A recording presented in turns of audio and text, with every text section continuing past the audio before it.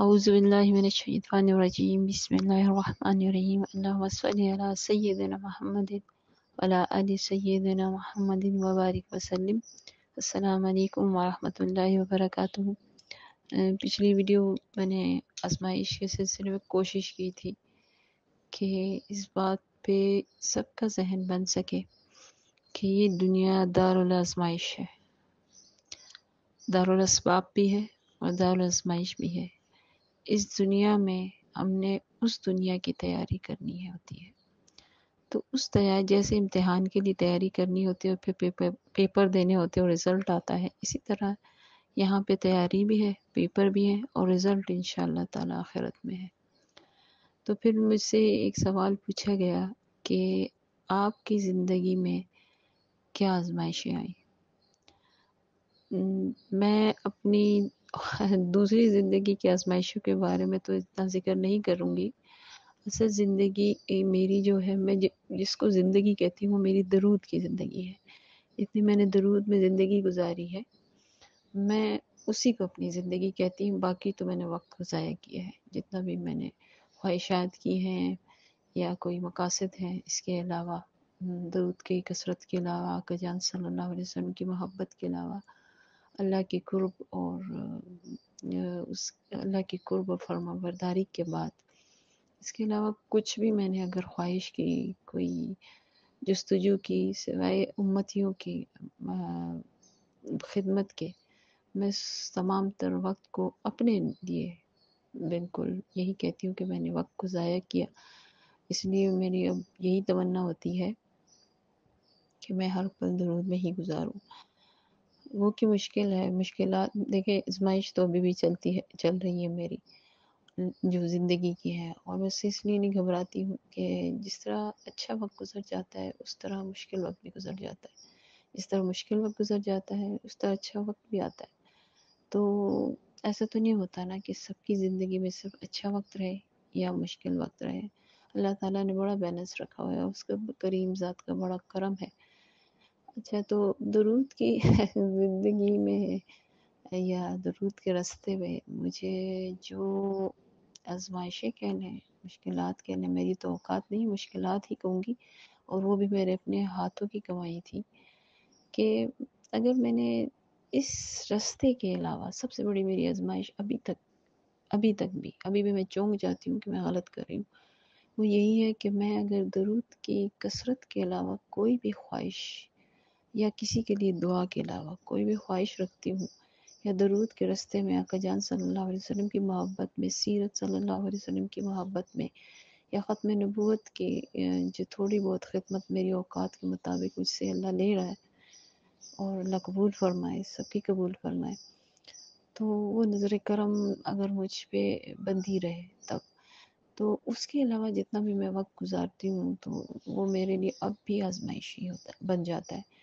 وہ خواہشیں یہ نہیں کہ اللہ میری اس سے ہٹ کے خواہشیں پوری نہیں کرتا، بلکہ میں پہلے بتا چکی، میری تمام تر خواہشیں اللہ نے پوری کی ہیں، ہر سوال کا جواب ملا ہے، ہر مشکل کے بعد آسانی ہوئی ہے، اور بلکہ آسانیاں ہی ہوئی ہیں، آسانی نہیں آسانیاں ہی ہوئی ہیں۔ لیکن اس کے علاوہ تو اللہ تعالیٰ کی رحمت رہی مجھ پر کہ اللہ تعالیٰ نے ان خواہشات سے مجھے ہٹا کر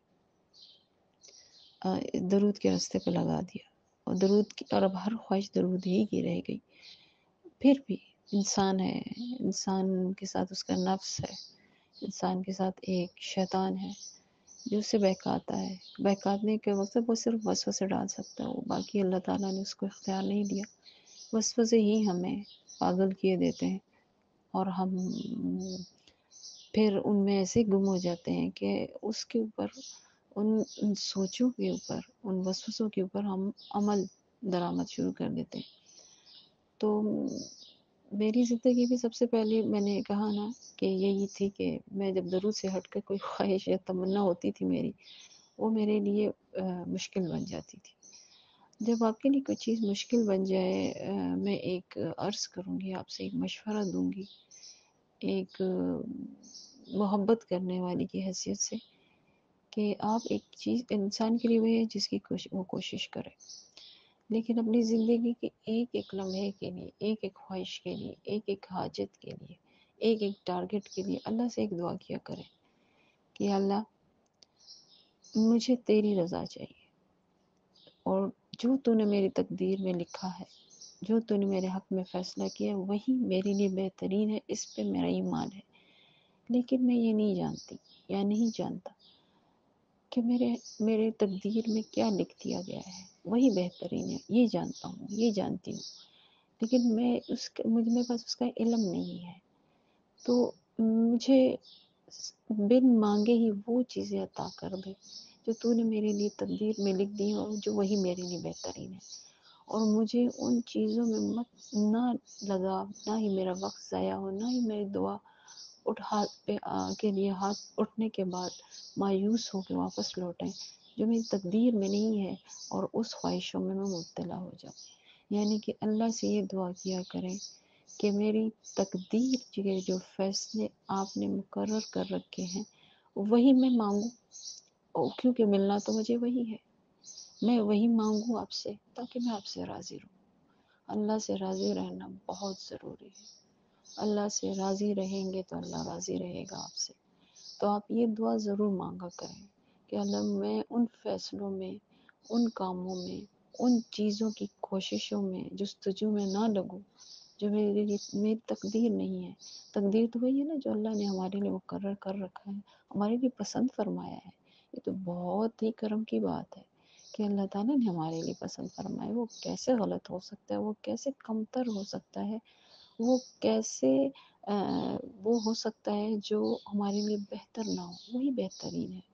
تو لیکن ہمیں علم نہیں، ایک دو چیزیں ہمارے سامنے آتی ہیں، ہمیں یہ نہیں علم ہوتا کہ ان دونوں میں کون سی چیز اللہ نے ہمارے لیے پسند فرمائی ہے۔ تو دعا ضرور مانگا کریں، ہر لمحے دعا مانگا کریں، اپنے لیے، اپنے اہل ویال کے لیے دعا مانگا کریں یا اللہ ہمیں ان چیزوں کی کوشش میں لگا جو ہماری تقدیر میں آپ نے لکھ دی ہے، ان چیزوں کی کوشش میں نہ لگا جو ہماری تقدیر میں نہیں ہے، اور پھر ہم ان کے لیے کوشش کریں، وہ کامیاب نہ ہو اور ہم تجھ سے مایوس ہو جائیں یا تجھ سے گلہ کریں، تو ہم شکر تو اتنا کرتے نہیں، تو گلہ اتنا بدتا ہی نہیں ہے پھر۔ تو میری زندگی کا مشاہدات میں یہی تھا۔ یہ میں اس لیے کہہ رہی ہوں کہ میں اپنی زندگی کے مشاہدات آپ کے سامنے شیئر کروں کہ میں نے کیا ابھی تک اخذ کیا۔ میں کسی کی زندگی میری اوقات نہیں بزرگان دین کی زندگی کے بارے میں کچھ بات کر سکوں، ان کی زندگی تو کھلی کتاب ہے، وہ سب پڑھ سکتے، سب جانتے ہیں۔ میں صرف اپنے بارے میں بات کر سکتی ہوں کیونکہ انسان اپنے ہی بارے میں جانتا ہے اور کسی کے بارے میں نہیں۔ تو سب سے پہلے مجھے مشکل آئی، میں کسی ایسی چیز کے بارے میں کوشش شروع کرتی، حلال الحمدللہ جائز، 12-13 سال کی عمر کیا ہوتی ہے، اس میں کیا انسان ایسی خواہش کرے گا، کتاب ہو گئی یا جو کچھ بھی تھا ایسا تھا، یا آگے 8 کلاس میں آپ دے جانا ہے اور آپ کو ایک ہوتا ہے کہ میں کون سی لائن چوز کروں، تو جو چیز میری تھی، میں کہتی ہوں میں میڈیکل لائن میں جاؤں آگے جا کر، تو میں نے اس کی کوشش شروع کر دی، محنت بھی شروع کر دی، سب کچھ کر دیا۔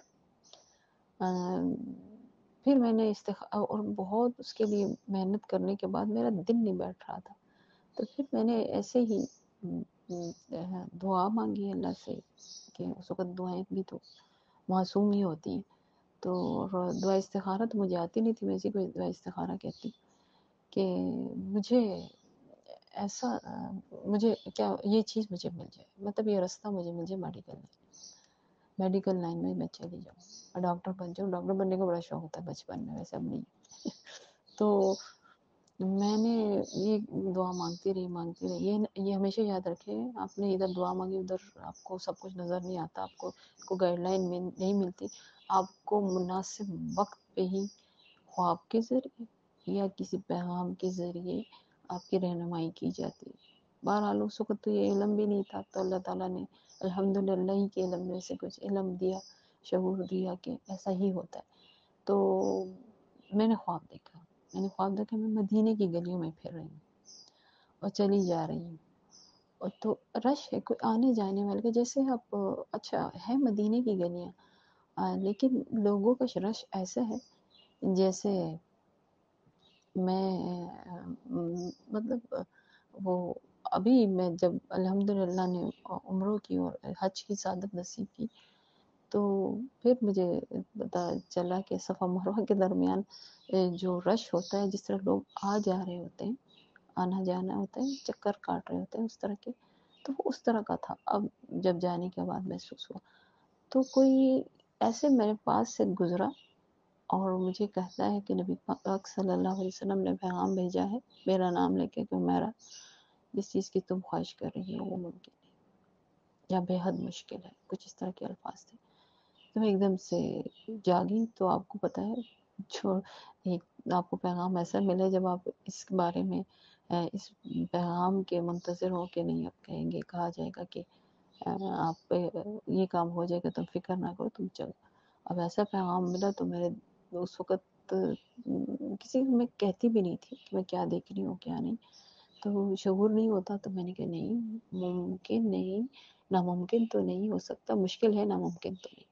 اچھا، میں نے اس کی کوشش شروع کی، 2 سال لگا دیے، اللہ نے کہا کہ نہیں، جو میں نے حبیب صلی اللہ علیہ وسلم پیغام بھیجا درست بھیجا۔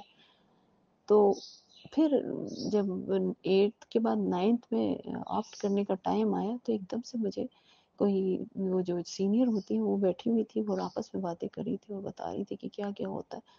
تو میں نے کانوں کا ہاتھ لگایا، اوہ یہ تو میری لائن نہیں ہے، ایسا تو میں نہیں کر سکتی، میں تو کسی کا خون نہیں دیکھ سکتی، میں تو کسی کے کو آپریٹ ہوتے ہوئے نہیں دیکھ سکتی، اور تو میں نے کچھ بننا نہیں تھا، یہ بنا تھا سرجن بننے کا شوق تھا۔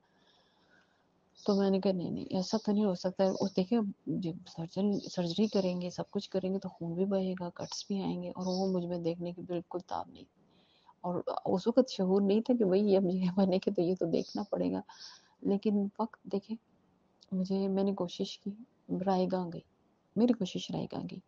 یہ نہیں کہ اللہ تعالیٰ ہر کوشش کا وہ رائے گاں نہیں جانے دیتا، ہاں اس طرح نہیں رائے گاں گئی، اس طرح مجھے فائدہ ہوا کہ اللہ تعالیٰ نے مجھے بتا دیا کہ تم نے کوشش کی، رزلٹ میرے ہاتھ میں ہے، اور جو تمہارے حق میں بہتر ہوگا وہی کروں گا۔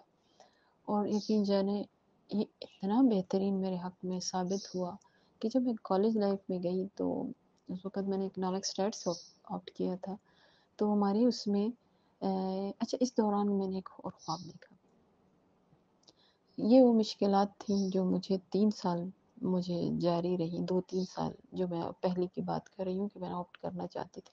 یہ بہت چھوٹی چھوٹی باتیں ہیں، لیکن ابھی پتہ چلتا ہے، یہ کسی نے کہا تو میں نے سوچا اچھا کہ مجھے کیا مشکلات آئیں، الحمدللہ میں نے اس چیزوں کو سوچا بھی نہیں کہ بس جو ہو گیا تو ٹھیک ہو گیا، جو ہو رہا ہے وہ بہترین ہو رہا ہے، جو ہوگا سب سے بہترین ہوگا، یہ میرا ہمیشہ سے ایمان رہا ہے۔ اللہ نے بنایا ہے الحمدللہ، میں نے نہیں، میری اوقات نہیں، میں تو بہت کیا کہتے ہیں ایسی ہوں جو فیصلہ، ہر انسان کہتے ہیں کہ میرا فیصلہ چلے، نہیں، فیصلہ تو رب کا ہی چلے گا الحمدللہ، اور اس بات کو تسلیم کر لیا اور اس کے بعد سکون ہو گیا۔ تو پھر اس دوران میں نے ایک خواب دیکھا، میں نے دیکھا کہ میں اور اس طرح کے بہت سے خواب بھی دیکھے گئے میرے لیے، لیکن خود میں نے دیکھا کہ میں کعبۃ اللہ کے بالکل قریب ہوں، بالکل قریب، ایسے قریب جیسے آپ جیسے نبی پاک صلی اللہ علیہ وسلم کی ایک سنت مبارک ہے کہ آپ صلی اللہ علیہ وسلم اپنا ایک گال مبارک رکھتے تھے، ہاتھ اوپر کرتے تھے، کعبۃ اللہ کے ہاتھ مبارک دونوں بازو اوپر ہوتے تھے اور آپ دعا مانگتے تھے۔ تو اسی طرح کا کچھ احساس تھا مجھے، جب میں اوپر اٹھا کے دیکھتی ہوں تو کعبہ کے اوپر جو لکھی ہوئی تحریر ہے جو اب بھی ہے، وہ میں نے اس وقت دیکھی، وہ ایسے خوبصورت سونے کی تاروں سے موٹے موٹے ایسے الفاظ بڑے بڑے وہ میرے سامنے آئے، اور پھر اچانک میری ایک تو اچانک آنکھ کھل جاتی ہے اتنے اچھے مناظر کے بعد، تو مجھے سمجھ نہیں آئی، اس وقت مجھے سمجھ نہیں، اب مجھے سمجھ آئی کہ اس لائن میں جانے کے بعد میری اگلی زندگی کی میری تیاری ہو رہی تھی۔ خیر میں جب کالج گئی تو کالج میں ایک جو سوشل ورک کا پیریڈ ہوتا تھا، تو اس میں یہ تھا کہ وہ سیشن ہوتا تھا کہ سب نے ایک ضرور آپٹ کرنا ہے کام، کسی نے جیسے سوشل ورک ہوتے ہیں نا کالجز میں، گائیڈ لائن دینا کسی کو، یا یہ پودوں وغیرہ کے بارے میں پورا ریسرچ کرنا یا ان کو دیکھنا کہ وہ صحیح جا رہے ہیں، اس دفعہ کتنے پودے بڑھے، یہ تھا، یہ ہمیں 1 گھنٹہ لگتا تھا، یا اپنے لائبریری میں جانا ہے، اب اچھا مجھے ایسے کسی نے کھینچ کے لائبریری، حالانکہ مجھے پودوں کا اور یہ پرندے سے بہت پسند ہے، مجھے کھینچ کے کوئی لائبریری لے گیا جیسے، اور میں گئی اور لائبریرین کے سامنے کھڑی ہوگی کہ میں یہاں پہ سوشل ورک کا جو وہ ہے سیشن میں یہاں پہ گزاروں گی. انہوں نے کہا ٹھیک ہے. انہوں نے الماریاں چیز مجھے دی چابیاں اور کہا کہ کھول کے تو ان کو صاف کرو، صحیح کرو، ترتیب سے کرو، نمبرنگ ہوتی.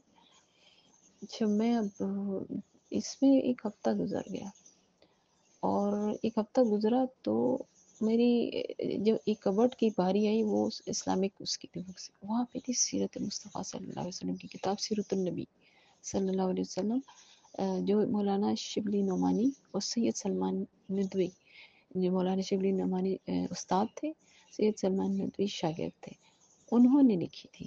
چونکہ مولانا شبلی نعمانی نے جب شروع کی تو سید سلمان ندوی نے اس کو اس لیے پورا کیا کہ وہ ان کی زندگی نے ساتھ نہیں دی، اتنا ہی وقت تھا، تو پھر شاگرد نے اس کو پورا کیا. اور آپ اگر بھی آپ کو موقع ملے ضرور پڑھیں. ایسا لگتا ہے کہ بالکل کہیں سے بھی آپ کو محسوس نہیں ہوگا کہ استاد نے چھوڑا ہے اور شاگرد نے اس کو مکمل کیا ہے، وہ بالکل ایسے لگتے ہیں ایک ہی شخصیت نے لکھی ہے. اچھا وہ مجھے میرے سامنے آئی، بس وہ میں نے پڑھنے شروع، میں نے ان کو کہا کہ یہ میں لے لوں کہ نہیں، ہاں تم لے جا سکتے، گھر لے جاؤ پڑھو. وہ میں نے ایشو کی، اور جتنا وقت بھی مجھے ملتا، جتنا بھی وقت مجھے ملتا، حالانکہ اسٹیٹ اکنامکس ٹف سبجیکٹ ہے، جتنا بھی ملتا میں اس میں جاتی، اس کو پڑھتی جاتی. اور مجھے شوق ہو گیا کہ میں وہ ساری دعائیں یاد کروں جو نبی صلی اللہ علیہ وسلم نے سکھائی ہیں. ایک ایک لمحے پہ ایسا لگتا تھا کہ جب میں آپ صلی اللہ علیہ وسلم کے ساتھ ہوں، آپ میرے ساتھ ہیں، آپ صلی اللہ علیہ وسلم آگے تشریف فرمائے جا رہے ہیں اور میں آپ کے پیچھے ہوں. وہ احساس ہو کیونکہ ٹین ایج ہوتی ہے، زندگی کی بہاریں بہت ہوتی ہیں، لیکن اس راستے پہ اگر آپ لگ جائیں تو بہت ہی میٹھا راستہ ہے. تو پھر میں اب مجھے سمجھ آتی ہے کہ میرا فیصلہ، میری آزمائش تھی کہ میرا دل، جب میں لائبریری میں جاتی تھی نا تو میں ان کو دیکھتی تھی اپنی فرینڈس کو، وہ باقی میں صرف اکیلی میں اس میں تھی. میرا سارے فرینڈس کا گروپ جو ہے وہ باقی سوشل ورک میں اکٹھے انجوائے بھی کر رہا تھا اور سب کچھ کر رہا ہوتا تھا، اور میں لائبریری گھس جاتی تھی. پھر مجھے سیرت مصطفیٰ صلی اللہ علیہ وسلم کی کتابیں نہیں تو مجھے تب احساس ہوا کہ آج جو میں سیرت بیانات مجھے اللہ نے توفیق دی ہے، یا جو محبت ہے رسول صلی اللہ علیہ وسلم کی، اس کی تیاری ہو رہی تھی. آج آپ نبی صلی اللہ علیہ وسلم کی زندگی پڑھیں، آپ کو اپنے سب غم بھول جائیں، آپ کو اپنی ساری پریشانیاں بھول جائیں. ایک لمحہ، ایک لمحہ بہت مشکل، ایسا مشکل، آپ کو سب کچھ ملے گا اپنی زندگی کی مشکلات کا حل اس میں، کہ آپ صلی اللہ علیہ وسلم ان مشکلات میں سے کیسے نکلے جس وقت آپ کو درپیش. ہم تو ذرے کے برابر نہیں ان کو جو مشکلات ہیں، لیکن پڑھیں ضرور کہ محبت میں بھی اضافہ ہوگا اور آپ کو آسان ہو جائے گا سب کچھ. یہ دوسرا آزمائش تھی میری نبی صلی اللہ علیہ وسلم کی محبت کی، کہ میرا دل باہر ہوتا تھا، میرا دماغ باہر ہوتا تھا، میرا دل لائبریری میں کتابوں میں ہوتا تھا جو صلی اللہ علیہ وسلم کی متعلق تھی. پھر میں نے بہت سی کتابیں پڑھی. پھر اس کے بعد زندگی چلتی گئی. پھر جاب کا مرحلہ آیا. جاب کے مرحلے میں یہ تھا کہ میں درود میں کثرت میں آ چکی تھی، بےحد کثرت تھی. اسٹوڈنٹ لائف میں تو تھوڑی کم ہو گئی تھی لیکن اس میں تھی. اب مجھے ایک جگہ ایسی جاب ملی جہاں پر بہت زیادہ ٹائم لگتا تھا جاب کے لیے. میرے پاس دو آپشن تھے. تو مجھے ایک جگہ تھا سیلری کم تھی لیکن ٹائم بھی کم تھا. ایک جگہ تھا سیلری کافی زیادہ تھی اس وقت جب آپ فائنینشیلی بھی تھوڑا سا ضرورت بھی ہو، لیکن وہاں پہ ٹائم بہت زیادہ تھا. اور میں یہی سوچتی تھی کہ میں درود کا کیا کروں گی.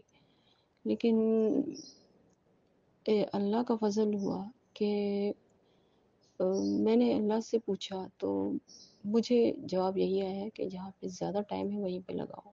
پریشان میں بہت تھی، یہ میری آزمائش تھی کہ میرا دل تو ادھر کر رہا ہے کہ کم ٹائم والے کروں تاکہ میں زیادہ ٹائم درود کو دے سکوں.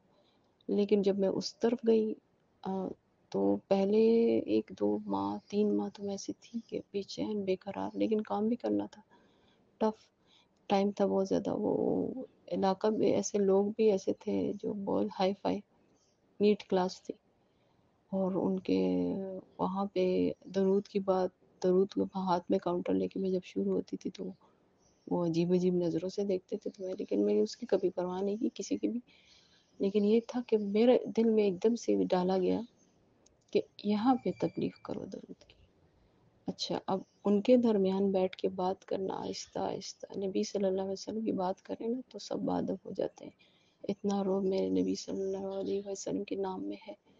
آہستہ آہستہ بات کرتے کرتے پھر جمعے کے دن ان کو پا کے آئے بیٹھتے ہیں، درود پڑھتے ہیں، تو تھوڑا سا ٹائم ہے ہمارے پاس. اس طرح ہوتے ہوتے اللہ کا کرم ہوا، بہت کرم ہوا. ہزاروں لوگوں نے کتنا درود پڑھنا شروع کر دیا. پھر وہاں سے نکلے ایک جگہ، پھر بھی میں نے دل میرا نہیں مانا کہ دوسری جگہ آفر ہوئی، میں وہاں پہ گئی. وہی میرے لاسٹ تھی، لاسٹ اسٹیشن میرا وہی جاب تھی. میں وہاں پہ گئی. جب میں وہاں پہ گئی تو میں نے انہوں نے مجھے ایک آپشن دیا 2 جگہ، تو میں نے پھر ایک آسان جگہ کا وہ کیا کہ میں جلدی فارغ ہو کے تو پھر اپنے درود کا وہ کروں گی، کام کروں گی. پوچھا تو میں نے یہی تھا، خیر ادھر میں نے پوچھا نہیں تھا، یہ میری غلطی تھی، لیکن بہرحال میں چلی گئی. انہوں نے مجھے لیا اس جگہ پہ. ایک ہفتے کے بعد جس جگہ کو میں نے چھوڑا تھا، ایڈمنسٹریشن تھی وہ، اور ہیڈ تھی، میں مجھے ہیڈ بنا دیا. حالانکہ میں اس نظریے سے نہیں گئی تھی، نہ وہ تھا. آپ سب کو جو جانتے ہیں اس طرح کے انسٹیٹیوشن میں جہاں پہ ہزاروں کی تعداد تھی، اور میرے کئی سو کے کولیگس تھے میرے انڈر. میں نے بہت مشکل، میرے ہاتھ میں کاؤنٹر نہیں چھوٹا، چونکہ آپ کے انڈر بہت سے. اور اب پھر مجھے کچھ مدت بعد سمجھ آئی، اچھا مجھے یہاں پہ کیوں بھیجا گیا. میں نے نہیں، اللہ نے مجھ سے یہ کام لیا وہاں پر کہ ہزاروں لوگوں میں، ہزاروں نے کروڑوں کی تعداد میں درود پڑھا جب تک میں وہاں رہی. تو مشکلات میری زندگی میں اور مشکلات تو جو نجی زندگی بہت ہیں، لیکن یہ درود کے لائن میں، درود کے وہ آپ کو مجھے لالچ تھی کہ میں زیادہ سے زیادہ پڑھوں.